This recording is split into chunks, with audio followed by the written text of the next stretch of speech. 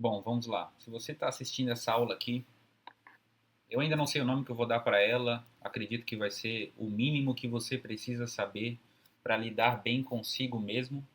Eu não sei se é consigo ou contigo, enfim, depois eu pesquiso para ver se eu não vou errar na descrição de aula, certo?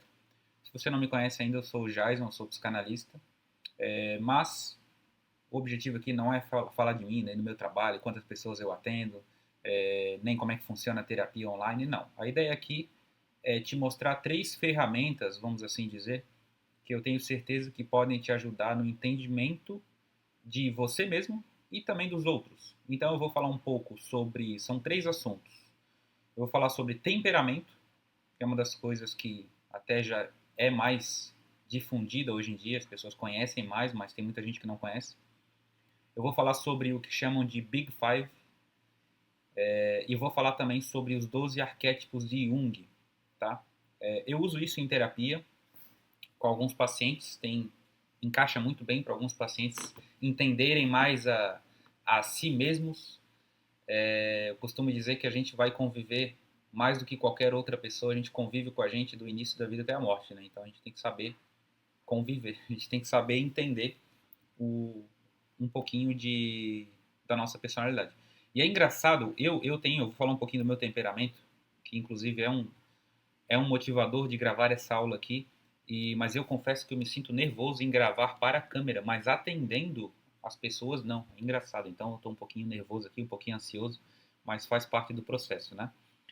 Enfim, beleza. Quando a gente fala de temperamento, vamos começar do começo, né? Dos quatro temperamentos, tá? Quando a gente fala de temperamento, eu separei duas imagens aqui que eu quero mostrar para vocês. Inclusive, se você fosse um paciente meu, você que está me ouvindo aí, muito provavelmente eu te atenderia assim, nesse mesmo ambiente aqui, no computador mesmo, às vezes mostrando uma imagem ou outra para conseguir explicar que eu tenho para te mostrar, alguma coisa nesse sentido. Então, essa aula aqui ela é muito parecida com a terapia comigo, obviamente, sem eu conhecer você, sem eu saber onde é que você mora, qual é a cidade, o que você trabalha, o que você faz, o que você busca. Então, não é bem uma terapia, ela não substitui a terapia, mas isso aqui é a ferramenta que se usa em terapia. Então, preste bastante atenção que eu tenho certeza que vai fazer sentido. Beleza. Quando a gente fala de quatro temperamentos, a gente fala de sanguíneo, colérico, melancólico e fleumático, que já estão um pouquinho na imagem, né? Eu também tenho minhas colinhas aqui, que eu anotei assim, ó. Eu anotei o sanguíneo, colérico, melancólico e fleumático. E eu anotei da minha cabeça, antes de pesquisar as imagens, o que eu considero bom num temperamento e o que eu considero ruim em cada um deles, né? Porque cada temperamento tem a sua qualidade e cada temperamento tem o seu defeito, tá? É, Eu vou começar falando do sanguíneo, beleza? O amarelo ali na imagem. Eu vou usar essas duas imagens de apoio aqui. Na minha colinha, eu anotei assim, ó, bom, comunicativo, uma personalidade comunicativa, divertida e alegre. Ruim, barulhento, fala e não fala, dificuldade em ouvir. Vamos lá, vamos começar pelo defeito ali, tá? Por que eu falei que o sanguíneo, ele tem por característica, já vou voltar no defeito, tá? Sabe aquela pessoa que é a brincalhona do grupo, que tá sempre fazendo piadinha, que tá sempre, é, sei lá, vai ter uma festa na empresa, uma festa junina, ela é a primeira a aparecer de chapéu e com o dente pintado, sabe? Geralmente essa pessoa é sanguínea, ela se envolve no processo, ela gosta de se envolver, de brincar, enfim, até mesmo organizar festa, algo nesse sentido. Ela é uma pessoa do barulho, vamos assim dizer. Se você é amigo de um sanguíneo ou uma sanguínea, é fácil reconhecer. Geralmente a pessoa que mais fala, é a que mais fala do grupo, assim. Aí entra os defeitos. O sanguíneo, às vezes ele fala, só que às vezes ele fala muito de assunto superficial, ele não aprofunda. Então ele tem uma opinião sobre tudo, ele fala sobre tudo, ele brinca sobre tudo, mas na hora de aprofundar em um assunto ele não consegue. Ele precisa estar sempre falando de outras coisas, enfim, é difícil o sanguíneo conseguir aprofundar no assunto. Então, de um lado, onde você tem a característica boa, né, nessa imagem aqui, a gente tem a pessoa contagiante, que fala aqui, né, contagiante, influenciador. Influenciador eu discordo, tá? Mas, enfim, contagiante eu concordo bastante. Discordo também de líder.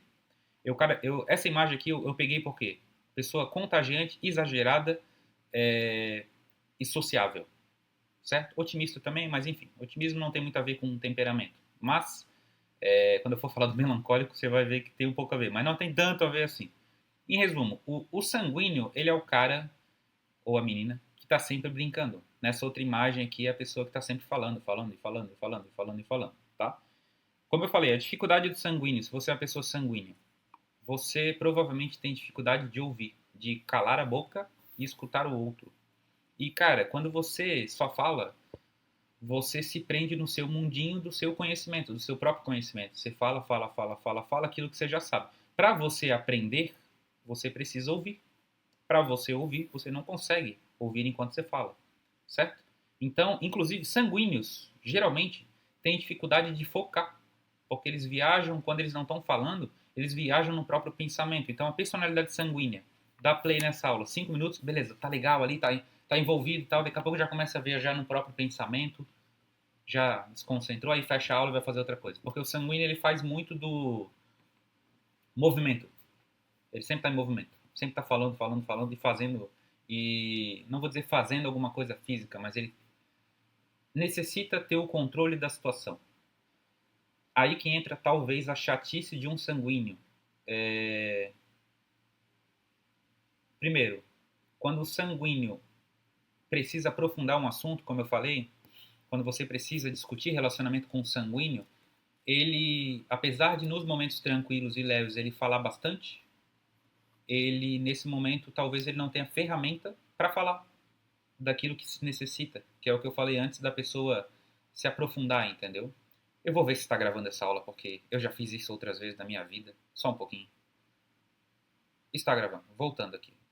Enfim, o sanguíneo, ele tem essa qualidade. Ele é a pessoa divertida do grupo, é uma pessoa legal de se ter do lado, no momento alegre, mas no momento triste, às vezes ele fala, fala, fala, fala e não fala daquilo que vai, vamos assim dizer, tocar você ou te ajudar de alguma forma, sabe? Enfim, vamos pular para o colérico, depois a gente pode falar um pouquinho, voltando em cada temperamento, como é que o sanguíneo pode se policiar, como é que o colérico pode se policiar para equilibrar um pouco a personalidade, né? O Jung, que é um dos caras que a gente vai falar aqui também, nos 12 arquétipos, os 12 arquétipos de Jung, que é esse camarada aqui, ele fala que, ele tem a frase aqui, até você se tornar consciente, o inconsciente vai governar a tua vida e você vai chamar de destino. O que ele quer dizer com isso? Entre outras coisas. Se você não está consciente do seu temperamento, você deixa o seu temperamento guiar a sua vida. Você não usa ele a seu favor. Então, por isso que é importante você saber o seu temperamento, certo? A gente já volta no sanguíneo. Vamos deixar de ladinho aqui agora. Beleza? Vamos falar agora um pouquinho do colérico. Voltando para essa outra imagem aqui. Coléricos também são fáceis de identificar num grupo, na sua família, no seu trabalho, enfim. Às vezes você é e não sabe. Então, vamos lá. O colérico. Eu gostei mais dessa imagem aqui. Essa outra imagem aqui, eu achei ela melhor, tá? Mas dessa aqui, ó, o colérico, tem uma característica que eu acho legal.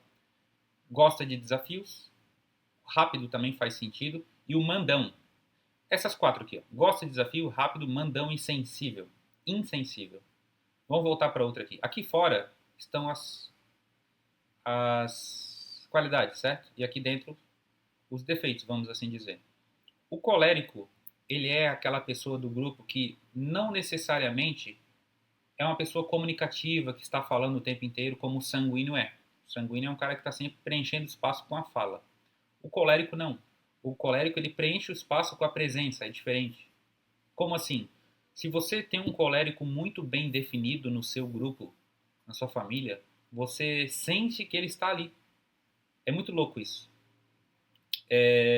Se você tem uma tia, ou um tio, ou um avô, ou um pai colérico, geralmente é aquela pessoa que você sabe que puxa a responsabilidade, que assume a liderança, tá aqui o papel de liderança, enérgico tem a ver com sentir a presença da pessoa, também saber que ela está no ambiente, porém, por um lado negativo, ela é uma pessoa muito, muito, muito, muito explosiva, uma pessoa muito... Aqui não tem uma palavra que qualifique, mas não é mandona também, mas é a pessoa irredutível, a pessoa que as coisas têm que ser do jeito dela porque sim, sabe? Envolve um pouquinho também de impaciência. O colérico, por natureza, é um cara impaciente.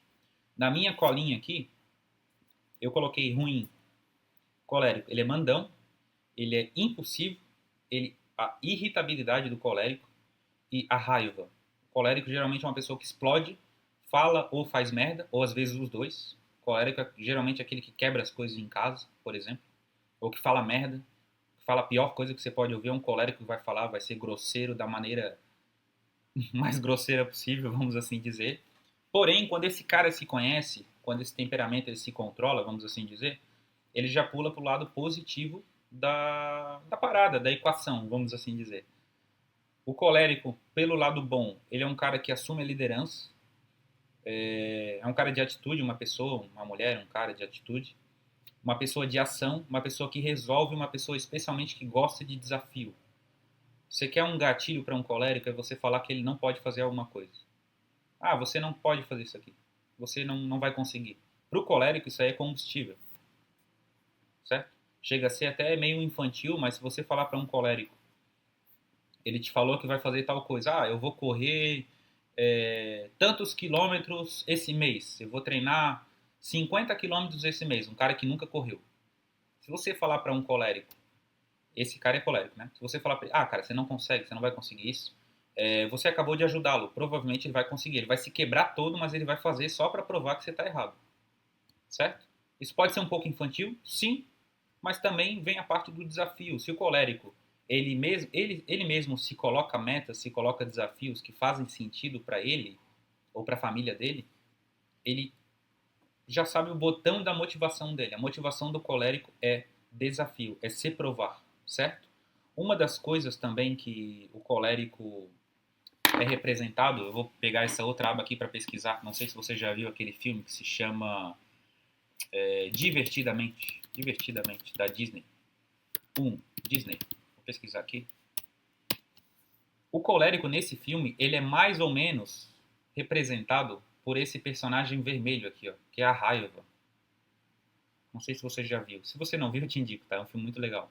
O colérico é representado por essa raiva aqui. Tem uma imagem que eu gosto muito, que é ele quando assume o controle no filme, ele tem esse negócio de explosão, assim, né? Enfim, de querer que as coisas sejam do jeito dele. O que eu quero dizer é o senso de justiça do colérico. Se o colérico acha que alguma coisa é injusta, ele já vai ficar puto. Ele vai querer resolver. Então, o senso de justiça do colérico é uma coisa boa se ele sabe trabalhar o temperamento dele. Não tem a ver com personalidade, tem a ver com temperamento.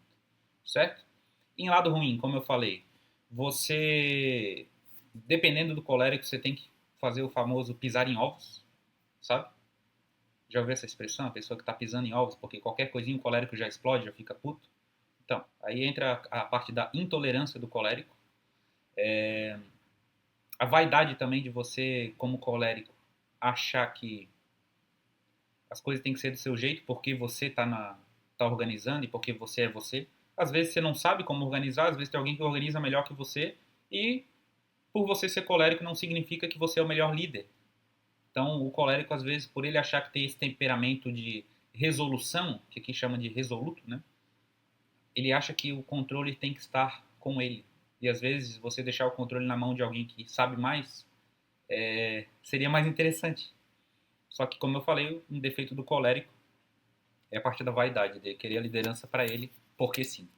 Eu sou colérico, então me estendi um pouco mais nisso, porque durante muito tempo eu não sabia desse negócio de temperamentos e isso jogava mais contra mim do que ao meu favor. Lembra que no início dessa gravação eu falei que eu ia falar um pouquinho do meu temperamento também, o porquê que eu estou gravando? Eu tive a ideia da aula hoje. Vou gravar uma aula lá e vou ver o que acontece. Gravar a tela no meu computador mesmo, tomara que o áudio saia bom. Eu estou gravando aqui, ó, no meu celular, o áudio e o vídeo, minha tela. Espero que esteja gravando bonitinho no computador. O colérico, por natureza, já vou falar dos outros dois temperamentos, ele é uma pessoa de ação, só que a ação precisa ser agora. O colérico ele não deixa para depois. Então, eu, sabendo disso, eu preciso gravar a aula agora. Eu tive a ideia, sei lá, 1 hora e meia atrás, eu desenhei, escrevi algumas coisinhas, separei umas imagens, tomei um café, sentei e gravei. Se eu deixasse para amanhã, não existe isso. O colérico é tipo chama, fogo. Se deixar o fogo acabar, a ideia foi embora. Tem um lado positivo nisso, que é o quê? Ideias novas são aplicadas rápido. Porém, o colérico também enjoa fácil de ideias. Ele aplica, ele cria, ele faz algo, mas ele não mantém algo. A pessoa que mantém nessa imagem aqui seria o fleumático. O fleumático, a gente já vai falar dele, tá? Daqui a pouquinho. Mas enfim, o colérico tem essa personalidade, daqui a pouco eu volto nele, falando um pouco da como que a pessoa pode se controlar. Vou até anotar na minha mão. Como controlar. Isso aí, no caso, cada temperamento se controlar um pouco, né? Saber usar o temperamento a seu favor. Beleza. Com relação ao melancólico, que seria, até no filme Divertidamente, ele também tem certa representação na tristeza. O nome já diz, né? O temperamento melancólico, ele tende um pouco à melancolia. Deixa eu voltar àquela outra imagem. Isso, dos 4 temperamentos aqui. O melancólico, ele é, no lado ruim, na minha colinha, o que eu anotei? Sofre demais, sofre demasiadamente. E no lado bom, ele se importa. Eu até fiz assim, ó, se importa, e fiz um coração aqui, meio feio, mas eu fiz. Por tendência, o melancólico, ele tende a ver as coisas do lado, como é que fala? Ver o lado negativo, ver o copo meio vazio. No cinema, existe esse personagem aqui, ó, pai do Nemo. Não sei se você já viu Procurando Nemo, é o Marlin, né? Esse cara aqui é um melancólico nato. Melancólico nato. Extremamente preocupado. É óbvio, é óbvio. Para quem viu o filme, lá vem spoilers. Espero que você tenha visto. Para quem viu o filme, o Marlin perdeu a esposa e todos os outros filhos, né? Então, obviamente, ele é preocupado. Mas no início do filme, também tem a cena antes de tudo isso, antes de aparecer aquele peixe gigante lá e tal, que o Marlin está preocupado se as pessoas, se os filhos vão gostar dele. Não sei se você lembra dessa cena. No início, se você puder colocar só o início, você já vê isso. Será que eles vão gostar de mim? O melancólico ele tem esse excesso de preocupação. Então, por natureza, é o cara que vê o copo meio vazio. Ele é o cara que é meio negativo, que é meio preso ao passado também. A ferida do passado de 2001, que um primo dele falou algo para ele, ele não esquece. O melancólico ele não esquece. O colérico também, mas eles são diferentes. O colérico ele leva pro coração, ele fica puto com a parada, ele usa aquilo como motivador para ele. O melancólico aquilo magoa ele, é como se fosse uma vibe assim, uma coisa triste. O que combina com o melancólico? Chuva, música triste e ficar olhando pro nada. O melancólico nato sabe do que eu estou falando. Se você é melancólico, você sabe. Uma das coisas também características é o melancólico ele não mostra que está feliz. Ele só está tranquilo, entendeu? Se ele está triste, você mais ou menos consegue ver, mas também ele não mostra tanto. Ele é mais fechado. Ele é um cara com um semblante que, se ele está feliz, ele não demonstra tanto. Se ele está triste, ele não demonstra tanto. Porém, para quem analisa a conversa de um melancólico, sabe se o melancólico ele trabalha bem essa tristeza dentro dele ou não. Como eu falei, se o melancólico não trabalha muito bem a tristeza dentro dele, essa melancolia, vai ser uma pessoa muito presa ao passado, muito presa a mágoas, muito presa a coisas que falaram para ela em 1992. Entendeu? Do lado bom, como eu falei, o melancólico é a pessoa que se importa. Nessa imagem aqui, o melancólico seria uma pessoa sensível, uma pessoa leal, perfeccionista, encaixa também. A pessoa que é atenta aos detalhes e organizado. O que que acontece? O melancólico é uma coisa que eu observo pessoas próximas, pessoas melancólicas. Elas tendem a querer organizar o ambiente, ter o ambiente organizado, meio que para tentar se organizar. Talvez isso não faça muito sentido se você não é melancólico. Mas o melancólico ele precisa colocar ordem e às vezes ele confunde o interno, ordem interna, com ordem externa. Óbvio que ordem externa, arrumar o quarto, arrumar a casa, ter tudo limpo, é importante, mas isso não trabalha a tua tristeza a nível mais profundo. Então, melancólico é um dos temperamentos que já nasceu tendo que fazer terapia. Para se conhecer, primeiramente. E depois, ele usa isso ao favor dele, tá? Melancólicos, tem nada contra vocês, tem um grande carinho. Inclusive, costumo dizer que o melancólico ele é um excelente temperamento, seja para homem ou para mulher, que trabalha cuidando de pessoas, certo? cuidando de pessoas. Quando ele está bem trabalhado, é uma pessoa que se importa com os outros. Exatamente porque ele sente a tristeza mais do que os outros. Então ele não quer que os outros se sintam tristes quando ele trabalha bem. No lado negativo, aqui nessa imagem, achei interessante aqui, a parte antissocial faz um certo sentido, que o melancólico é mais fechado na dele. A parte pessimista, a parte crítica também, de ver sempre o copo meio vazio, como o pai do Nemo no filme. O restante aqui não acho que não encaixa muito, mas enfim, aqui acho que já é suficiente para você que é melancólico ou que conhece o melancólico entender o porquê que a pessoa ela tem esse jeito, certo? Por último, mas não menos importante, deixei por último porque eu sei que vocês não se importam, vocês são tranquilos demais até, são os fleumáticos. Fleumático é um temperamento que se eu demorasse 3 horas para falar dele, ele ia estar de boa, tá tranquilão, sabe? Na parte boa aqui do melancólico, desculpa, fleumático. Na minha colinha eu anotei a pessoa tranquila como qualidade. No defeito eu anotei também uma pessoa tranquila. Você já vai entender. Bom, a pessoa constante e tranquila. Eu anotei aqui. Ruim, paradão, tranquilo demais. Certo? O que acontece? O fleumático, se você tem um amigo ou um parente,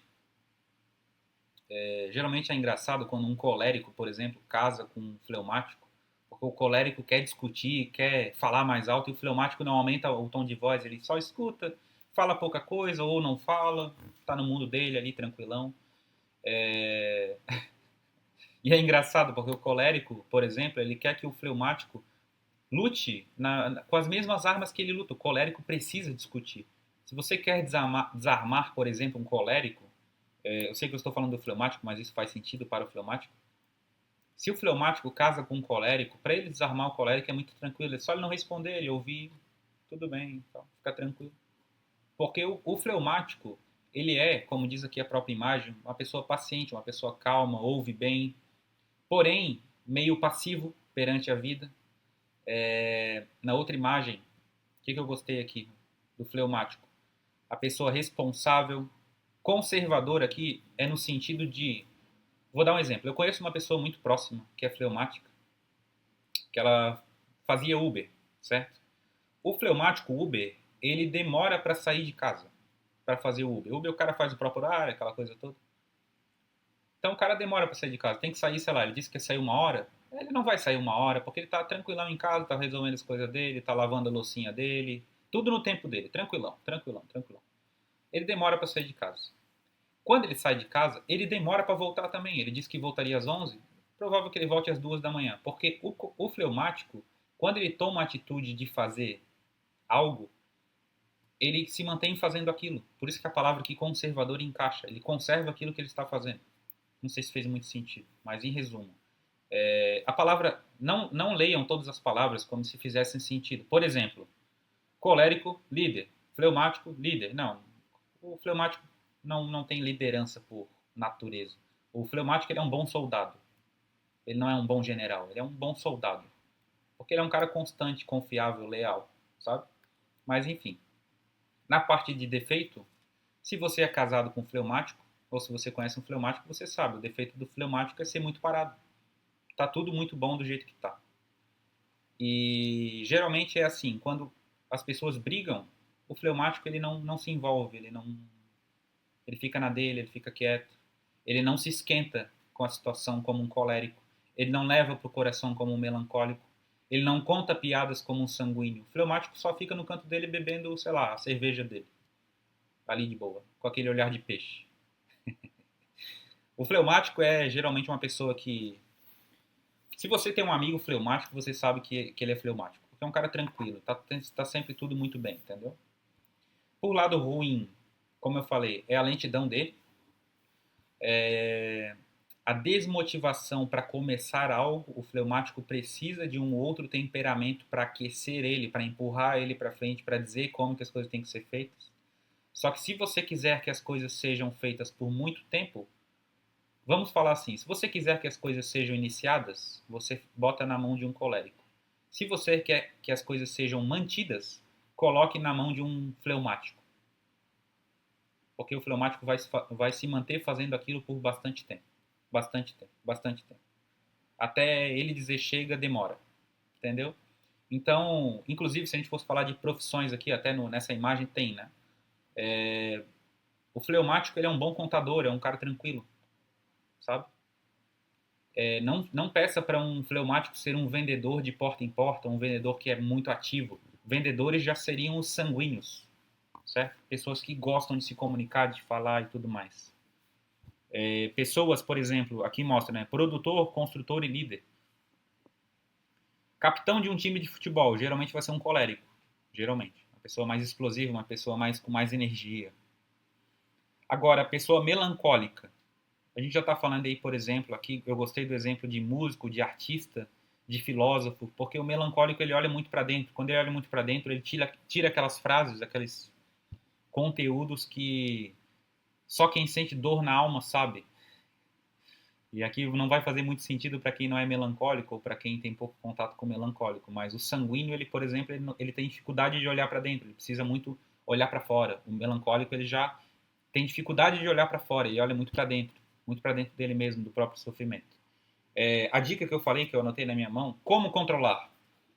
Bom, primeiro ponto, o simples fato de você prestar atenção e tentar se encaixar num temperamento já faz você se controlar. Quando você estiver sendo, por exemplo, um colérico explosivo e falando merda para as pessoas à volta, você dá um passo para trás e pensa.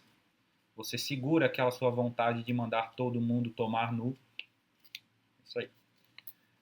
Se você é um fleumático que demora para fazer as coisas, você já sabe que se você quer chegar numa festa às 2 da tarde, por exemplo, 1 da tarde, você não pode começar a se arrumar meio-dia. Você tem que começar às 10 da manhã. Você vai fazer suas coisas do seu jeito, tomar seu café com calma, arrumar suas coisas, passar sua roupa. Eu tinha um amigo, tem um amigo ainda, que trabalhava comigo, que sempre que a gente ia atender, trabalhar e tal, na época eu era corretor de imóveis, se ele está vendo isso aí, um abraço para ele.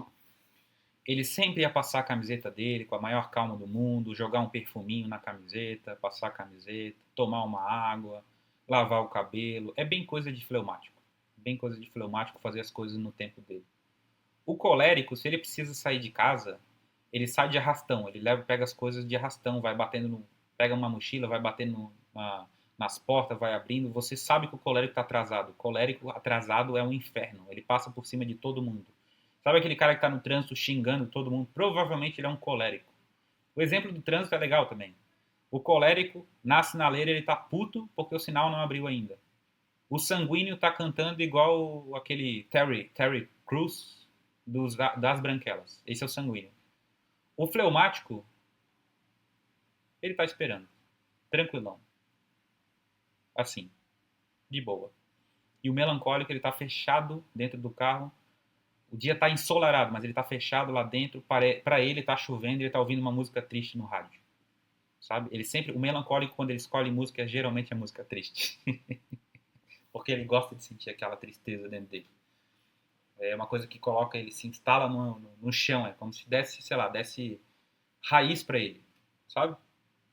Beleza, terminei aqui de falar de temperamentos, obviamente não dá para se aprofundar tanto assim. Eu vou falar agora do Big Five. Beleza, a gente falou aqui dos 4 temperamentos, agora a gente vai entrar um pouco no Big Five. Essa é a teoria psicológica com mais evidência científica. Então, eu abri aqui as imagens em inglês mesmo, mas eu vou mostrar para você aí que está assistindo. Não se preocupe. Em resumo, Big Five, ou Grande Cinco, traduzindo de forma literal, da maneira que o meu inglês permite. Vamos lá. A gente tem 5 traços na nossa personalidade. Primeiro deles, neuroticismo. Segundo, extroversão. Openness seria abertura a experiências. Já vou explicar um por um, tá? O quarto traço, agradabilidade. E o quinto, conscienciosidade. Certo? Na tradução, as palavras são muito próximas aqui. Openness, abertura à experiência, agradabilidade, conscienciosidade, extroversão e neuroticismo. Beleza. Pensando aqui onde que eu começo. Bom, deixa eu mostrar essa imagem aqui. Vamos começar pelo cara que é abertura, openness. Abertura a experiências. Eu vou explicar o extremo de cá com o extremo de cá, certo? Ou seja, o cara muito aberto a experiências com o cara nada aberto a experiências, beleza? Aqui nessa imagem está mostrando assim, ó, curiosidade intelectual, criatividade, preferência por novelas, seria histórias, por literatura, enfim, coisas assim. Mas dá para adicionar diversas outras coisas aqui. Por isso que eu gosto dessa outra imagem aqui também. Abertura e experiência. O cara é excêntrico, né? No nível alto. Bom, o cara que tem abertura e experiências alta, vou dar um exemplo ao extremo. O cara que tem isso extremamente alto. Se você ligar 5 da manhã para um abertura e experiências alta, convidando ele para fazer uma trilha para ver o sol nascer naquele exato momento, é muito provável que esse cara vá. Ele é muito aberto, como diz o nome, aberto às experiências. Ele gosta de experiências, de se colocar em situações novas, certo? Vou dar um exemplo. Pessoas que têm o corpo extremamente tatuados ou o cabelo pintado de azul ou de roxo, geralmente são pessoas com abertura a experiências alta. Ela é uma pessoa que experimenta. Em resumo, ela experimenta aquilo. Aquilo o quê? Aquilo que dá na telha. Em resumo, é isso. O contrário do cara fechado a experiências seria o cara, tá escrito aqui, né? Mente fechada, inflexível. A pessoa que tem uma opinião X sobre algo e ela vai carregar essa opinião até o resto da vida. Provavelmente é uma pessoa com baixa abertura a experiências. Ela não está aberta para o novo. Ela não está aberta para experiências. Então, obviamente dá pra gente falar 3 horas só sobre isso, mas não vai dar tempo aqui. Mas em resumo, a pessoa com baixa abertura a experiências, ela é uma pessoa caseira, fechada. As coisas têm que ser muito bem organizadas para ela sair de casa. Se ela sair de casa, o que já é raro, é para um lugar muito controlado. Parece, não sei se você já teve gato, mas quando você muda um gato de ambiente e ele fica andando assim meio que rebaixado, não sei se esse é o termo, né? O gato fica assim cavando, vendo onde é que ele vai, pode se meter e tal. Esse seria o exemplo do abertura e experiência baixa, extremamente baixa, a pessoa que é muito receosa com as coisas ou muito, enfim, muito reservada. Agora, o cara com abertura e experiência alta é muito provável que seja a pessoa que, vamos supor, que conhece uma pessoa hoje e já conta da vida dela, já fala de tudo para outra pessoa, que, enfim, está aberto à experiência, está aberto a esse as experiências que a vida fornece, de certa forma. Eu vou ver se eu volto daqui a pouco para falar disso, tá? Porque um complementa o outro. Beleza, quando eu falo agora, falei de abertura e experiências. Quando eu falo em agradabilidade, que é o verde aqui, nós não estamos falando agradabilidade de pessoas agradáveis, tá? A gente está falando de pessoas que buscam agradar. É diferente. É um pouco diferente. A pessoa que busca agradar, a pessoa que tem agradabilidade alta, que seria esse aqui, ela tem dificuldade em dizer não. Então ela quer dizer não, ela não quer fazer algo, mas ela vai dizer que sim, porque ela não gosta de dizer não. A pessoa alta em agradabilidade, inclusive conheço pessoas próximas, elas fazem de tudo pelos outros, mas quase nada por elas mesmas. Isso aqui é uma merda. Para quem tem alta agradabilidade sabe do que eu estou falando. Se você é extremamente agreeableness, extremamente alto em agradabilidade, as pessoas passam por cima de você, porque você não tem voz para você mesmo, mas tem para os outros, para defender os outros, para ajudar os outros, para se doar para os outros. Aqui nessa imagem, altruísta, kindness seria... Caramba, meu inglês falhou agora, hein? Gentileza, é isso? Esqueci. Afeição. Enfim, deixa eu ver outra imagem aqui que fala de agradabilidade. Ah, essa palavra que é... Não sei ler isso em inglês, tá? Meu inglês está enferrujado, mas é o quanto que a pessoa é submissa aos outros, sabe? O quanto que a pessoa é submissa. Isso aqui faz muito sentido para quem é agradável. Se você é agradável, você sabe a dificuldade que você tem para sentar com seu chefe no seu trabalho e pedir um aumento. Porque a pergunta que ele vai te fazer é: por que eu deveria te dar um aumento? A chance de você já estar querendo chorar só com essa pergunta é muito grande. Tipo assim, pô, ele deveria saber. Você vai pensar, você pensa um monte de coisa, mas você não fala, entendeu? Porque você é muito agradável para você exigir aquilo que você acha correto. Do lado extremo oposto, que seria a pessoa desagradável, teoricamente, ou com a agradabilidade baixa, que é o que eu acho que faz mais sentido. Opa. A pessoa com agradabilidade baixa, essa palavra aqui, ó, calousness, se eu não me engano, significa a pessoa que é dura, que é bruta na maneira que ela diz o que ela pensa. Então, a pessoa no extremo oposto da agradabilidade, ela te diz o que ela pensa. Ela defende a si mesma. Ela senta com o chefe, não é que ela é grosseira, ok? Não é que ela é grosseira, mas ela senta com o chefe para pedir aumento e mais ou menos fala assim, cara, eu gostaria de um aumento porque isso e aquilo. Quando o teu chefe perguntar uma ou outra coisa para a pessoa que é extremamente desagradável, a pessoa sabe se defender. Cara, eu faço isso, eu acho que é justo. E no pior dos casos, eu busco outro emprego também. A pessoa desagradável, ela vai, sabe, vai ser bruta.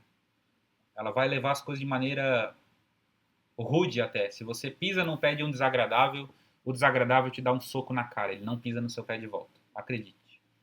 Então, agradabilidade, daqui a pouco a gente pode voltar para falar um pouquinho de cada um, mas agradabilidade não significa, quando a pessoa tem agradabilidade alta, que a pessoa é boa. Nossa, ela é boazinha. Sim, ela pode ser boazinha, mas para ela mesma ela pode ser uma pessoa ruim, porque ela sempre diz sim para todo mundo e nunca diz não quando ela quer dizer não, sabe? Nunca diz sim para ela mesma, porque ela pode magoar alguém, então ela está sempre preocupada com o outro, mas não com ela mesma. Talvez você tenha alguém assim na sua família que faz tudo pelos outros, mas não faz nada por si mesmo. O agradável geralmente é a agradabilidade, a pessoa com agradabilidade alta, geralmente é essa pessoa, certo? Beleza, vamos pular aqui para conscienciosidade. Conscienciosidade no português não faz muito sentido, mas aqui está escrito tendência a ser organizado e dependable. Eu não lembro o que é dependable, mas para mim é uma pessoa que é independente, não parece dependable. Não vou abrir o Google Tradutor aqui, mas em resumo, consciencioso, a pessoa que vamos trocar conscienciosidade por disciplina? A gente pode trocar consciencioso por disciplina.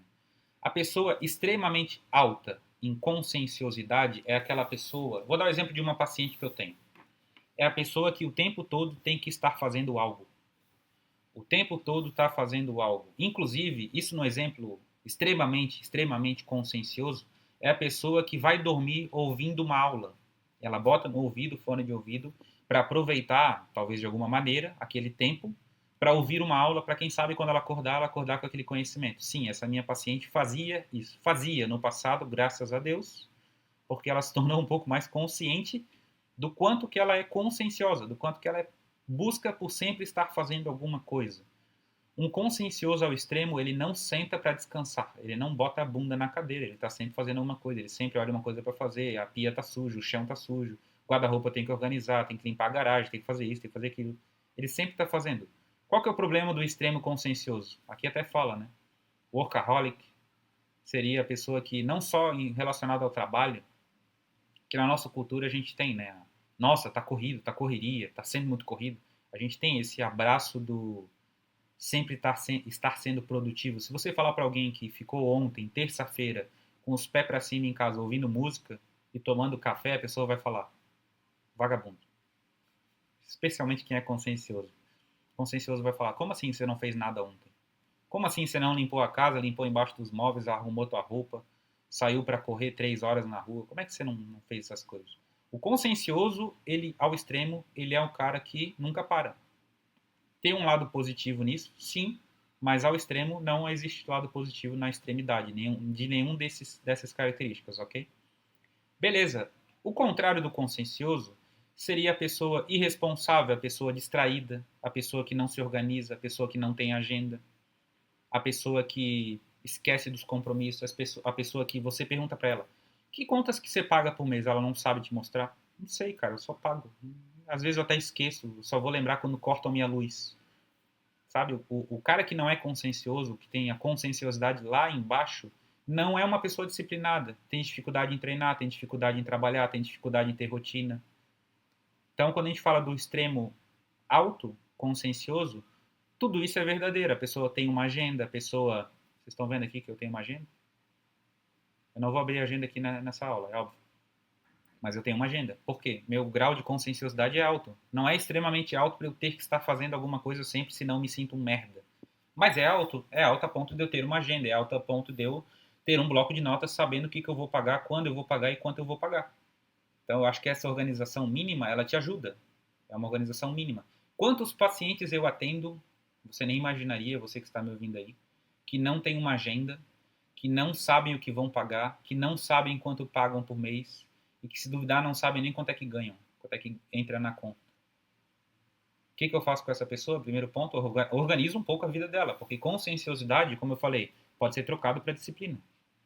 Conscienciosidade pode ser trocado para disciplina, mas também pode ser trocado para nível de organização dessa pessoa, o quanto que ela é organizada, certo? Então, como eu falei, daqui a pouco a gente volta. Vamos pular ali para o extroversão, o laranja, extraversion, não sei se fala dessa forma. Aqui nessa palavra, nessa imagem, tendência a buscar a companhia dos outros para conversar. Bom, o extrovertido, isso é um conceito inclusive do Jung também, que a gente já vai falar dele, dos 12 arquétipos. O extrovertido, ele precisa falar, precisa conversar, precisa brincar, precisa se divertir na rua. O extrovertido, a maneira que ele se recarrega, que ele descansa, é na rua, é com os amigos, é, sei lá, na balada, numa festa. O extrovertido, ele precisa disso, do barzinho, sabe? Se a gente fosse linkar, o que não faz muito sentido, mas o sanguíneo tem bastante de extroversão. Bastante alto de extroversão. Mas é uma outra teoria, então a gente não vai tentar relacionar uma coisa com a outra, ok? Mas o extrovertido, ele precisa de, tá escrito aqui, né? Busca por excitement, seria excitação no sentido não sexual, no sentido... Sexual também é bom, né? Mas enfim, no sentido não sexual, seria de, cara, vamos pro barzinho, aquele lugar novo que abriu e tal, vamos conhecer. Pro extrovertido ao extremo, isso é um sonho. Pro contrário, que a gente chamaria de introvertido, cara, ele paga para não ir. Não, se for para eu pagar aqui R$ 100 para ficar em casa sozinho, jogando meu jogo, lendo meus livros, fazendo minhas coisas, vendo minha série sozinho, sem ninguém mexer o saco, eu fico. O introvertido, a gente chama de a pessoa que recarrega energia em casa, que ela precisa ficar em casa, quieta e tudo mais, para se organizar mentalmente. Ela é uma pessoa que não é extrovertida, ela é o contrário, ela precisa desse tempo dela, ela precisa ficar sozinha, com as próprias ideias. O introvertido, de novo, existe na nossa cultura a tendência de achar que a pessoa saudável é a pessoa extremamente conscienciosa, que o tempo inteiro está fazendo algo, a pessoa que tá corrido, tá correria, sabe? E a pessoa que é extrovertida. Se você é um cara introvertido, você tá com depressão, sabe? Então, o introvertido que está me ouvindo sabe do que eu estou falando. Não se sinta sozinho. Eu tenho temperamento introvertido. Eu gosto de ficar sozinho às vezes. Não sempre, já gostei de ficar mais sozinho, mas assim, se eu fosse dividir a semana perfeita hoje, seria 4 dias sozinho e o restante dos dias com alguma companhia. Não muitos, senão eu vou ter que ficar conversando com um monte de gente. Mas enfim, eu sou um cara mais introvertido, mais fechado nas minhas próprias ideias. E o extrovertido é o contrário. Qual que é a dificuldade do extrovertido? Ficar sozinho. Sentar para ler um livro, sentar para estudar. Ele já pega o WhatsApp e manda mensagem para duas ou três pessoas para falar: vamos fazer alguma coisa hoje? O extrovertido ele tem isso. Qual que é a dificuldade do introvertido? Relacionar.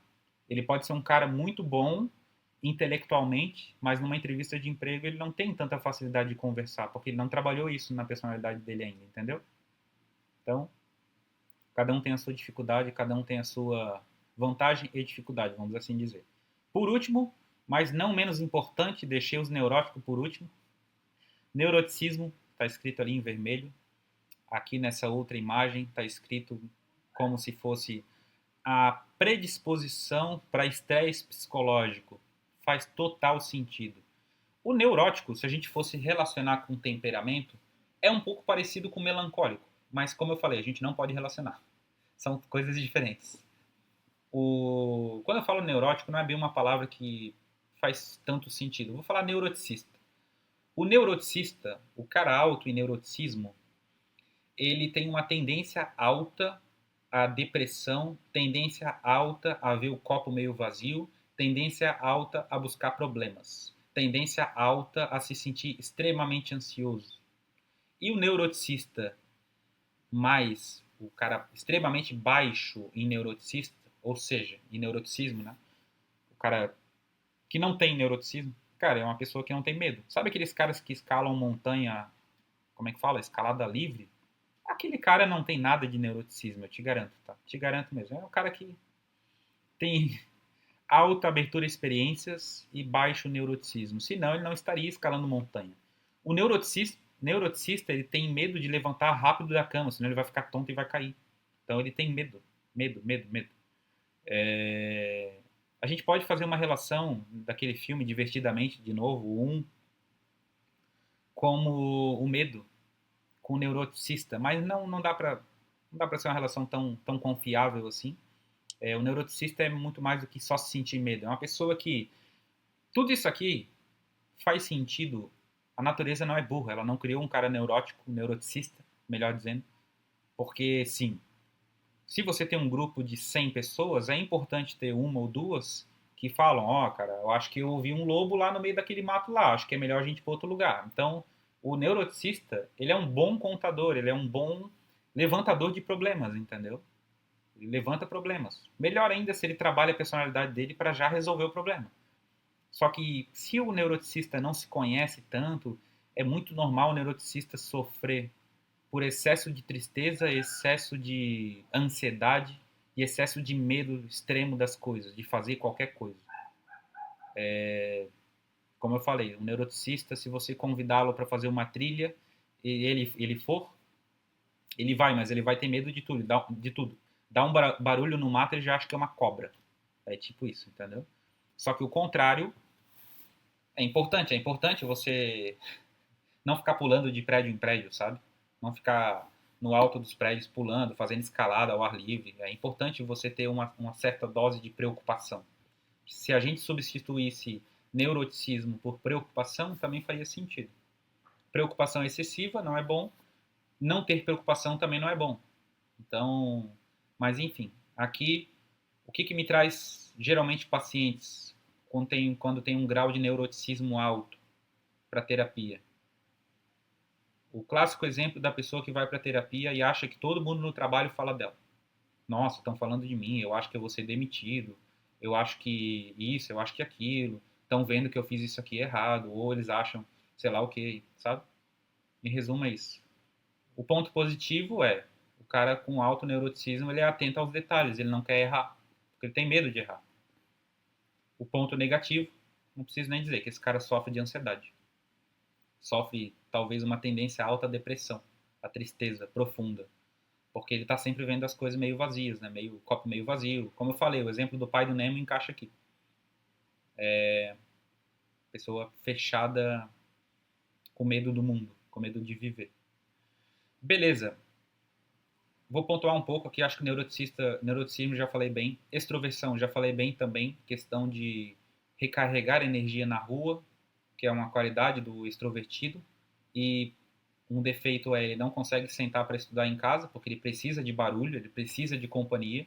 Então, se você é um cara extrovertido, uma menina extrovertida, você já sabe que isso faz parte da sua personalidade. Se você quer estudar, não ache que você vai ficar 7 dias por semana estudando. Programe 2 ou 3 dias para você sair de casa e fazer alguma coisa à la extroversão, como a extroversão pede. E o restante dos dias senta a bunda na cadeira e controle a sua vontade, controle a sua coceirinha no bumbum de levantar e fazer festa com os outros. Quando é para você estudar, para você fazer qualquer coisa, sei lá, um concurso público, um curso, é você com você, entendeu? Se você não conseguir ser um pouco introvertido 3 horas por dia, 3 vezes por semana, por exemplo, você vai ter dificuldade em crescer na carreira. Agora, o introvertido, dificuldade dele. Como é que você se expressa se você pouco se expressa? Essa é uma pergunta importante. Para você saber se expressar, você precisa falar, você precisa de contato com os outros. Você precisa saber relacionar, você precisa não parecer o psicopata que fica num canto analisando tudo, entendeu? Eu sei que você não é um psicopata, pode ser que você não seja um psicopata, quero dizer, mas você precisa saber falar, você precisa conversar. Então, o introvertido ao extremo precisa sair da toca às vezes, 1 ou 2 vezes por semana, pelo menos, Isso é engraçado, porque às vezes o extrovertido ao extremo casa com o introvertido ao extremo. Aí é o inferno. Puta merda. Aí é ruim. Exemplo. O consciencioso, extremo consciencioso que casa com quem não é nada consciencioso. Quem não é nada consciencioso deixa os tênis espalhados pela casa, toalha molhada em cima da cama, esquece de tirar o prato ou não se importa, não lava uma louça, não organiza porra nenhuma. E o extremo consciencioso, tudo tem que estar brilhando. Então esse casamento é uma merda. Uma merda se os dois não se conhecem. Esse casal, se eles não se amam mesmo, se eles não decidem lidar um com o outro, aprender a lidar um com o outro, eles se separam rapidamente, porque um é muito organizado e o outro não liga nada para a organização. Agora, o introvertido e o extrovertido, quando casam, é ruim também.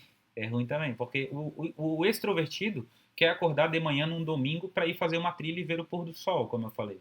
O introvertido quer que esses caras vão pra merda, entendeu?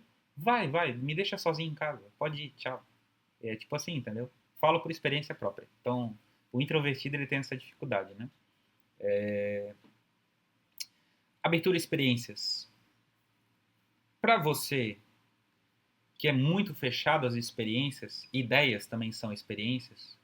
O simples fato de você assistir uma aula que você de um assunto que talvez você não goste, que você nunca ouviu falar, isso é certa dose, ou melhor, tem uma certa dose de abertura à experiência. O cara que tem baixa abertura à experiência ou extremamente baixo, ele nem se cadastra, ele nem assiste, não dá play. Por quê?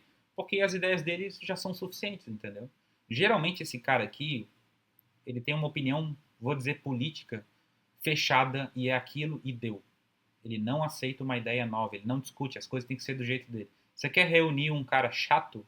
Você pega lá um pouquinho do traço do colérico, dos temperamentos, com um cara extremamente baixo em experiência e ele vai ser, as coisas são do jeito dele. Aí ele não tem amigos e ele não sabe por quê. Então, agora talvez você saiba por quê, se você for esse temperamento.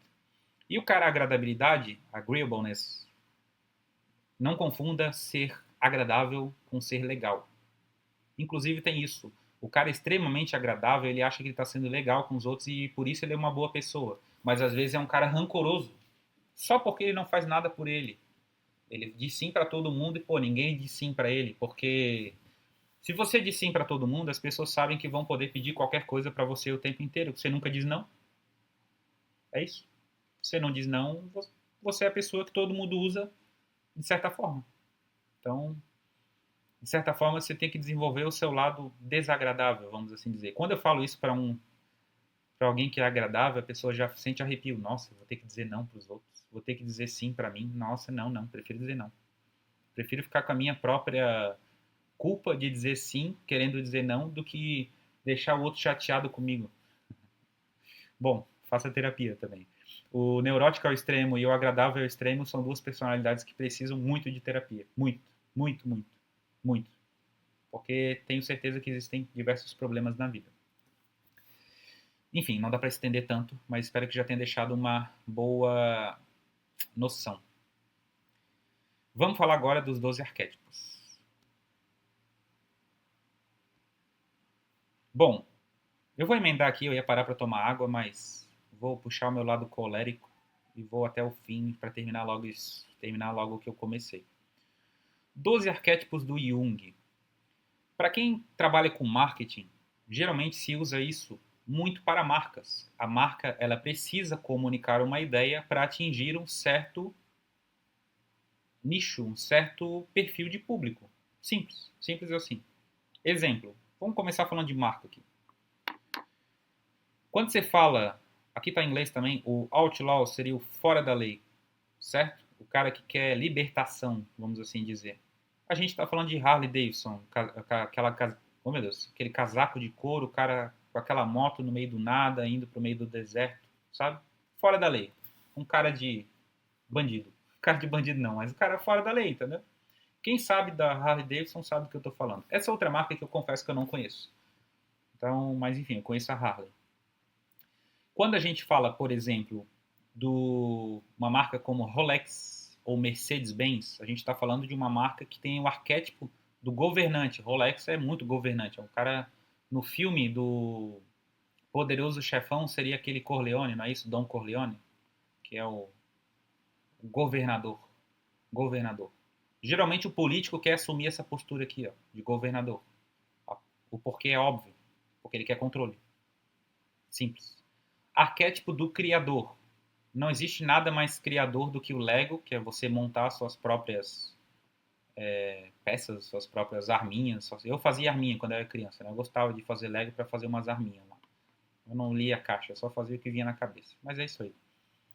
Ou então a Apple, né? A Apple tem esse negócio de criação de tecnologia e tudo mais. Beleza, os outros aqui, inocente.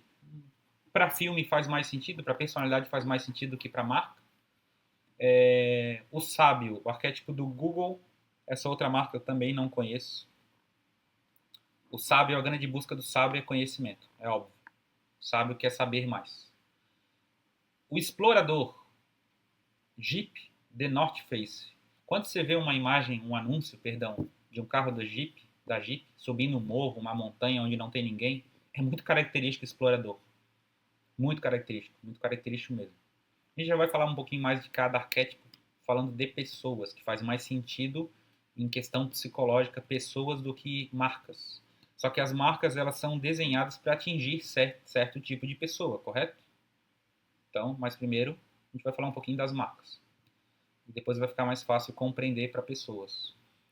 Aqui o Fora da Lei já falei. Quando a gente fala de mágico, a gente fala Disney, não tem nada mais mágico do que ir para Disney, do que os desenhos da Disney, né? Herói, arquétipo do herói. Nike, just do it, só faz isso, só faz e deu. Seria a tradução não literal. Faz e deu, só faz e deu, faz e cala a boca. A Nike, certo? Quando você vê um cara correndo na chuva com tênis da Nike, aquilo faz sentido, psicologicamente falando. Se ele tivesse, sei lá, com um tênis da Hello Kitty, um tênis que brilha na chuva, aquele que pisa assim de criança, faz muito sentido. Agora, Nike faz sentido. Por quê? Arquétipo. Arquétipo do lover, que seria o amante, né? Propaganda de perfume usa muito disso. Como é que o perfume vai fazer uma propaganda? Se não pegar dois modelos, botar eles no meio de um barco, no meio de um mar bem azul, modelo de olho azul, e colocar uma frase, sei lá, não sei nem dar um exemplo aqui, mas você já entendeu, né? O amante, o arquétipo do amante é, por exemplo, marca de lingerie, marca de perfume, tem muito disso. O jester seria o brincalhão. Faz sentido o brincalhão, o bobo da corte, por exemplo, quando você fala do Whindersson Nunes. É um brincalhão, entendeu? É um cara que faz piada, tal, tal, tal.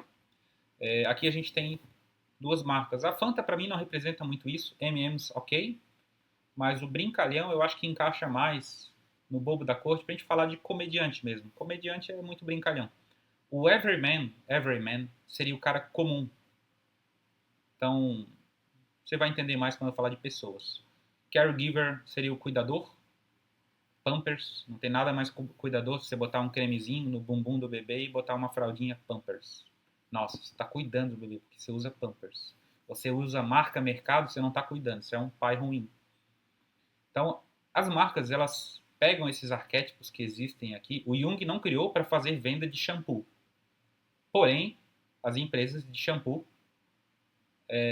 utilizam disso para atingir certo público. Se você quer passar uma imagem de um cara que busca liberdade, que faz trilha no sábado à noite, no domingo de manhã, você provavelmente vai ter um carro, um Jeep, vai ter alguma coisa assim, ou vai ter uma roupa, um tênis relacionado àquilo. Você não vai estar de sapato no meio do nada, no meio do mato, entendeu? O sapato faz mais sentido com um relógio Rolex ou uma Mercedes-Benz, especialmente para político. Eu ia falar aqui que o político que compra uma Mercedes com seu dinheiro, mas eu não queria tornar isso político. Mas enfim, e não tem lado, né? Todos os políticos que querem governar, governam com seu dinheiro. E usam essas marcas para mostrar que eles mandam em você. Mas, como eu falei, não quero falar de política aqui. Vamos voltar aqui, ó. Essa imagem aqui faz mais sentido para a gente falar de pessoas. Por que isso me importa na terapia? A gente tem 12 arquétipos, certo? São os mesmos, só muda um pouquinho o nome, alguns aqui. Inocente, órfão, herói. O caridoso seria o cuidador. Criador, amante. Destruidor seria o fora da lei, tá? Destruidor, fora da lei. O explorador, o bobo da corte, o sábio, o mago, o governante. Beleza. Pessoas que moram fora do Brasil, por exemplo. Pessoas que moram fora do Brasil. Geralmente, elas têm esse arquétipo aqui mais forte. O arquétipo do explorador. O arquétipo de explorar novos ambientes. Sabe aquelas pessoas que são nômades digitais? Que falam, né? Nômade digital, a pessoa que mora cada vez um pouquinho em cada país. Explorador. Arquétipo forte do explorador. Qual que é a qualidade do explorador? Explorar. Você fala para ele, e aí, vão morar na Suíça por 3 meses e trabalhar lá na construção civil? Ele fala, bora. Ele vai falar isso. Qual que é o defeito? O explorador não cria raízes. Se o explorador tem um apartamento no Brasil, ele torra para ir fazer um intercâmbio, para ir vender, para ir morar fora do país. Ele não cria raiz, ele acha que aquela raiz prende ele em algum lugar. Então, o problema do explorador é que ele está sempre tendo necessidade de explorar algo, explorar uma ideia, explorar um novo país. Então, enfim, quando você se conhece um pouco, você começa a controlar um pouquinho isso, certo? Por exemplo, eu tenho um paciente que fez exatamente isso que eu falei. Ele vendeu, torrou todas as casas que ele tinha no Brasil para morar fora. Se fosse necessário, ele torraria tudo que ele tem no país onde ele mora hoje para ir para outro país. Então, quando eu falei para ele desses arquétipos, que ele era um explorador, e por isso ele não... Aqui até falha, né? Até mostra a falha. Muito vago. O que seria o muito vago? Pessoa que não cria raízes, que não cria laços, que não cria, por exemplo, o hábito de conhecer teus vizinhos por alguns anos, 5 anos, sabe? Enfim, o explorador ele está sempre tendo que mudar, ele tem sempre essa necessidade de mudar. Isso pode ser bom para você iniciar algo novo, mas pode ser ruim para você criar laços, certo? Beleza. Quando a gente fala agora do arquétipo, eu quero pular aqui para o órfão. Talvez eu não consiga falar tudo no mesmo vídeo, porque é muito complexo, né? Eu só queria dar uma base nessas 3 teorias. O órfão, ele tem essa necessidade de pertencer. No cinema, seria o órfão, seria o órfão no cinema. Eu lembrei do inocente. O inocente é o Peter Pan, que é a criança, né? A criança que não quer crescer. Vou falar do inocente primeiro, enquanto o órfão não surge na minha cabeça, tá? O inocente é aquele menino que não aceita que ele tem 30 anos. Então ele não aceita que ele tem que abrir mão do videogame, que ele tem que trabalhar e que ele tem que sustentar a família. O inocente acha que ele está preso na infância ainda, sabe? O exemplo lá do Peter Pan é um baita de um exemplo. Do menino que não quer crescer e assumir responsabilidade de homem. E aí daqui a pouco ele se olha no espelho, se vê com 35 anos, jogando PS5 até 3 da manhã sem ter construído nada na vida dele. Porque na verdade o inocente, ele tem um pouco também do órfão querer se apegar naquilo que passou na infância, daquele aconchego da mãe servindo chocolate quente para ele e ele jogando videogame enquanto estava chovendo. O órfão e o inocente eles casam muito bem. Geralmente quando eles vêm para terapia, eles precisam resolver a inocência deles e o nível de quanto eles são, eu não sei falar isso, quanto que eles são órfãos, certo? Presos do passado. Se eu fosse relacionar aqui o inocente, eu relacionaria o inocente ao autoagradabilidade que eu expliquei antes, certo? Não sei se fez algum sentido, mas o inocente ele é muito confiante, muito confiante na boa vontade dos outros, como se ninguém no mundo fosse querer passar por cima deles. E se você já viveu o suficiente, provavelmente o suficiente, sei lá, 20 anos, para enxergar que o mundo não é todo mundo querendo o seu bem, você sabe que o inocente é só um inocente, certo? O herói, o arquétipo do herói, o órfão aqui eu não lembrei de nenhum exemplo na minha cabeça de filme, tá? Para te passar. Mas, enfim, vou ficar devendo essa. O arquétipo do herói seria o arquétipo do Capitão América, do Homem de Ferro, enfim, dos heróis. O herói ele precisa lutar por uma causa, ele precisa defender alguma causa, correto? É isso. O herói ele precisa de lutas na vida dele, de objetivos para ele cumprir, certo? Isso é uma qualidade, aqui está falando a falha, precisa lutar. Isso é uma qualidade, você precisar sempre lutar por algo, mas também é um defeito. Está um pouco relacionado ao cara que está sempre precisando de desafio para se sentir vivo, certo? O caridoso, o arquétipo do caridoso, seria a pessoa que está sempre abrindo mão de si mesma pelo outro. O que é muito bonito, até aqui até um símbolo religioso, certo? Uma freira. Se eu fosse relacionar o caridoso com alguém, eu relacionaria Madre Teresa de Calcutá, por exemplo. A pessoa que se doa pelo outro, que abre mão da própria vida pelo outro, de certa forma. Ponto negativo, você abre mão da própria vida pelo outro. Ponto positivo, você é caridoso a ponto de abrir a mão da própria vida pelo outro. Então, a pessoa caridosa, a pessoa cuidadora, geralmente isso vem na família, no exemplo de uma avó, de uma tia que está sempre preocupada com você, perguntando como é que você está. Não sei se você tem isso na sua família, mas enfim. Pessoa caridosa, pessoa que te abraça, você se sente acolhida próximo dela. Explorador, já falei um pouco. Destruidor, também conhecido como fora da lei. No filme, o Destruidor, a soma do bobo da corte com o Destruidor. Se você já viu Batman, o Cavaleiro das Trevas, daquele Coringa lá, o Heath Ledger, se eu não me engano o nome dele, é esses dois. É o Destruidor com o bobo da corte. O Coringa é esse personagem, das piadas e tudo mais, mas é um cara que quer tocar fogo na cidade, entendeu? Ele quer destruir. O Destruidor, ele busca, a grande busca dele é a busca pela liberdade, por mudar as normas, mudar as regras, e para que as pessoas vivam de acordo com as regras dele. Ele não vive de acordo com as regras do outro, ele quer criar as próprias regras. Por exemplo, quando você fala, não sei se você já viu Breaking Bad, mas o Walter White lá no filme, o Careca, ele se torna destruidor com o passar do tempo na série, certo? Traficante de drogas, produz droga, destrói a vida de um monte de gente, mas ele vive de acordo com as próprias regras, entendeu? Então, o destruidor é um cara que, quando a pessoa tem isso dominante, a gente poderia chamar rebelde também. Essa pessoa aqui no emprego é uma pessoa difícil de lidar, porque ela não gosta de viver de acordo com as regras dos outros. Então, obviamente, mais uma coisa que a gente poderia falar mais tempo, mas a gente precisa adiantar o assunto. Amante. Arquétipo do amante para marcas, perfumes, lingeries, para pessoas. A pessoa amante é a pessoa que busca sempre ser preenchida através do amor. É a pessoa que sempre busca um novo amor. Então aqui está até a falha, né? Agradar aos outros. O amante também tem essa falha de buscar sempre o amor e a aprovação do outro. Ele não busca a aprovação dele mesmo, ele busca a aprovação através do amor. E é quando você une, por exemplo, um amante, uma pessoa amante e inocente e órfão, você tem, se tratando de mulheres, por exemplo, já passou quase uma hora de aula aí, se você está vendo isso, talvez você não queira me cancelar. Mas você tem amante, inocente e órfão, alto, se for mulher, geralmente é uma mulher com muita exposição do corpo em rede social, que busca aquela validação externa para se sentir bem. Espero que eu não seja cancelado falando isso. Mas enfim, é uma característica, geralmente amante órfão e um pouco da inocência, você achar que aquilo só vai atrair gente que vai querer te fazer o bem e não querer só, né, usar você.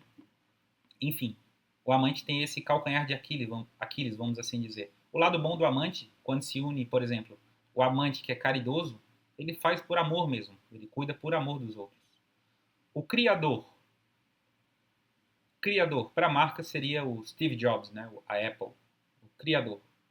Busca realizações, busca, por exemplo, mágica, certo? Filmes da Disney, ideias que encantam. A habilidade desse cara, ele é muito imaginativo. Uma falha, eu não acho que perfeccionismo é uma falha nesse sentido aqui. Eu acho que uma falha é o criador, às vezes, ele fica muito só na cabeça dele, ele tem dificuldade de colocar coisas no papel. Então, qual que é a facilidade, qual que é o objetivo do criador, perdão? Aqui fala, né, realizações. Seria você ter uma ideia e já colocar em prática, mesmo que a ideia não saia perfeita.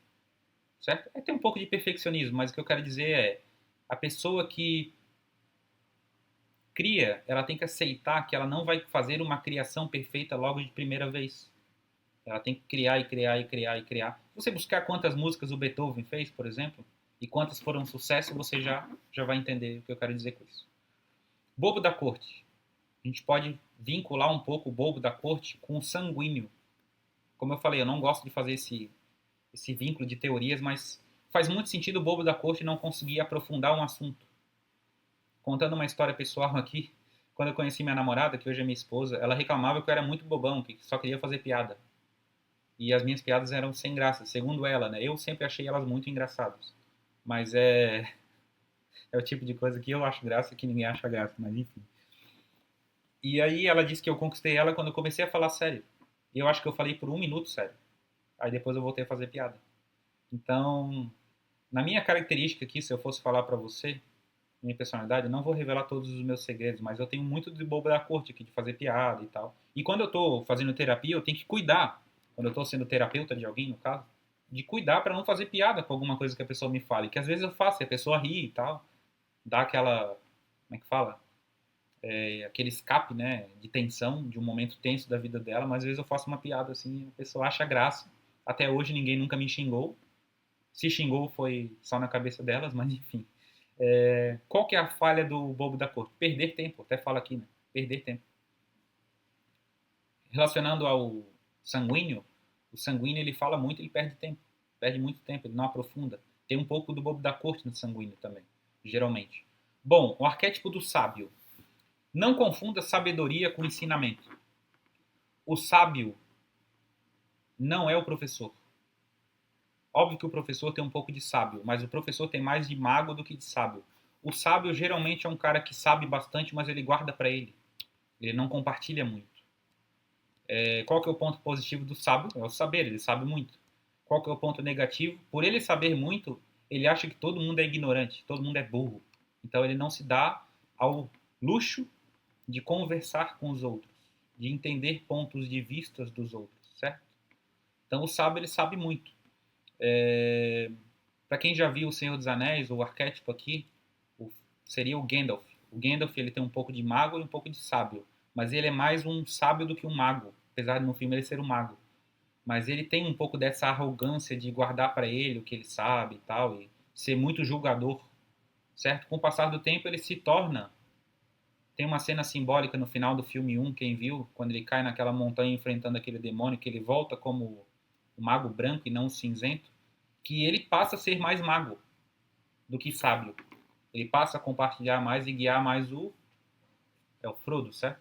Senhor dos Anéis. Eu sempre confundo Senhor dos Anéis com Harry Potter. Me perdoem, fãs. Ok? Mas enfim. O mago. Em marca, mago seria Red Book de dar asas. Red Book dá asas, não é assim? O mago é: eu tenho um conteúdo que se você beber, você vai se transformar. Eu tenho uma aula que se você assistir, as coisas vão mudar para você. O mago se alimenta do sábio, mas se o sábio não quiser transformar o outro com o conhecimento, com a magia dele, ele só é um sábio. O mago, ele ensina. O mago é um mentor, geralmente. A busca do mago é transformar o outro com a sua magia. De certa forma, lembra lá do Breaking Bad, do Walter White? O Walter White, ele tem o arquétipo, quando ele vira o Heisenberg, sei lá. Ele tem o arquétipo do destruidor e do mago muito fortes. Ele cria metanfetamina para destruir a vida das pessoas e ganhar muito dinheiro. Então ele é o herói, ele é o fora da lei, ele é o herói central do Breaking Bad, não tem como negar isso, mas ele é o herói fora da lei, destruidor, que é o mago, certo? E por último, governante. Uma frase que eu ouvi esses dias. Hitler e Gandhi foram governantes, só que um foi para mal e outro foi para bem. Então, qual que é a busca do governante? Aqui fala prosperidade. Não, não. A busca do governante, o objetivo dele é mandar, certo? Fazer os outros fazerem o que ele quer.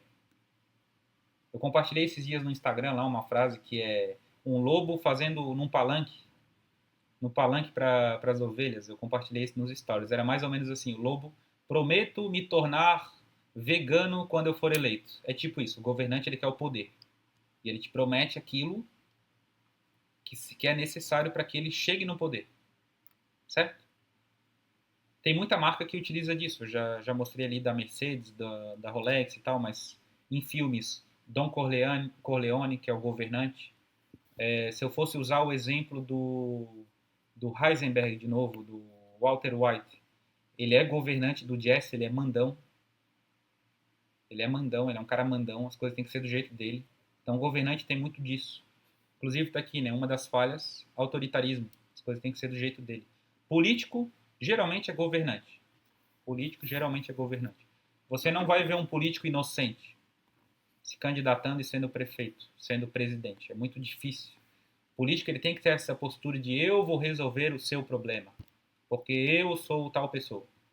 Então, o seu problema, que foram eles que inventaram, eu vou resolver por você, por amor a você. Geralmente é assim. Mas, enfim, chegamos aqui ao final da nossa aula das 3 coisas que você deveria saber. Eu já esqueci até o título da aula, estou meio cansado. Espero que eu consiga editar isso e colocar aqui para que você assista. Se você buscar terapia individual, se você acha que vale a pena fazer terapia, se você nunca fez, a avaliação comigo até hoje é gratuita. Nossa primeira sessão, eu chamo de avaliação, não chamo de sessão. Ela é gratuita, você pode mandar uma mensagem lá no Instagram ou se tiver algum botão aqui em algum lugar. Não sei se vai ter, porque dá trabalho fazer essas coisas. Eu acho que você vai assistir essa aula no YouTube, não listada mesmo. E se você quiser, você me chama lá no Instagram, beleza? No Instagram provavelmente vai estar aí embaixo, em algum lugar. É psi-jason Silva. Espero que tenha sido útil aí para você a aula. E é isso. Um abraço. Valeu.